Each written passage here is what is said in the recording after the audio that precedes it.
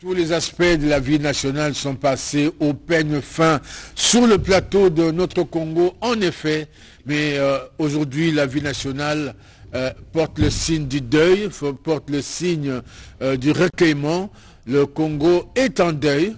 Nous avons perdu beaucoup de nos frères et sœurs, non seulement dans le Kivu dernièrement, ce massacre de Kishiché dont on parle et dont on ne parle qu'au Congo, parce que la communauté internationale, comme d'habitude, je vais dire un mot qui n'est peut-être pas à sa place, mais s'en fiche éperdument. On entend ici à gauche et à droite des guerres, des tueries, des massacres, et on voit la communauté internationale, celle que nous appelons communauté internationale, en tout cas jusqu'à un certain moment, je ne sais plus à quoi ça ressemble, qui sont vraiment de la communauté internationale. Pourquoi nous ne sommes pas aussi communauté internationale? Eh bien ceux-là, qui s'appellent communauté internationale, se réunissent pour chercher des moyens, pour sauver les Ukrainiens, pour sauver ici à gauche. Mais au Congo, ça fait plus de 20 ans et c'est des millions et des millions de morts. Personne n'en parle. Il y a des rapports, il y a des confirmations. Au plus haut niveau, l'Organisation des Nations Unies. Je me demande si nous sommes aussi une nation parmi ces Nations Unies. Parce que qu'est-ce qu'on fait vraiment du cas congolais? Qu'est-ce qu'on dit réellement du massacre congolais?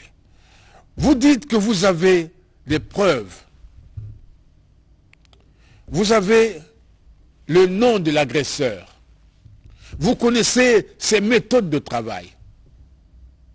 Vous connaissez son modus operandi. Est-ce que c'est cela qui suffit? Est-ce que c'est de cela vraiment, seulement qu'on a besoin? On veut vous voir agir. On veut vous voir prendre des décisions. On veut vous voir prendre des sanctions, comme vous en avez pris ailleurs. Hier, vous avez eu peut-être raison de dire que on n'autorisait pas à la RTNC, j'allais dire à la RDC, République démocratique du Congo, d'acheter des armes, d'armer, d'équiper son armée. Oh mon Dieu!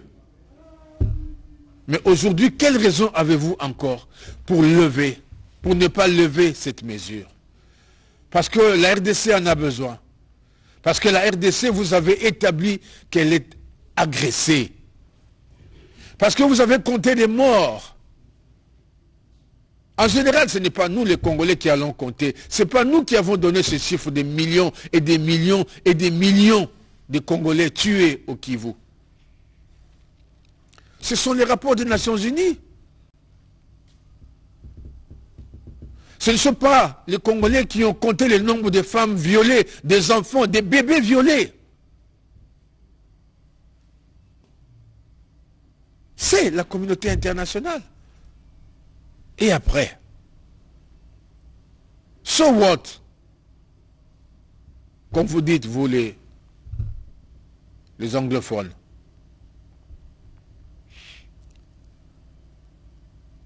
Je pense qu'un jour ça devait s'arrêter. Le Congo n'a plus besoin de verser ses larmes.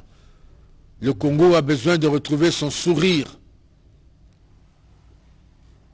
Mais nous, jusqu'à aujourd'hui, nous pleurons encore nos morts. Nous pleurons encore des morts. Et quand on ajoute à cela les catastrophes qui nous arrivent après la grande pluie de ces 2 jours, au nom de notre antenne, notre Congo, nous présentons les condoléances, en tout cas les plus sincères, les plus attristées à toutes les familles endeuillées. Et nous avons été heureux tout de même de voir la réaction rapide, presque immédiate du gouvernement pour résoudre le problème des routes qui ont été coupées.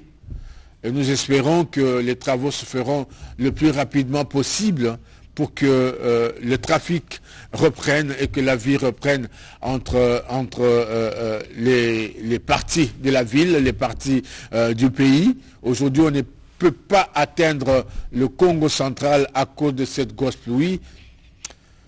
Mais quel héritage il a trouvé, Félix Tshisekedi? Je suis, des fois, quand je le regarde, même quand je le vois sourire, parce qu'il aime sourire, il est très souriant, mais des fois je me demande, le pauvre, il est en train de souffrir.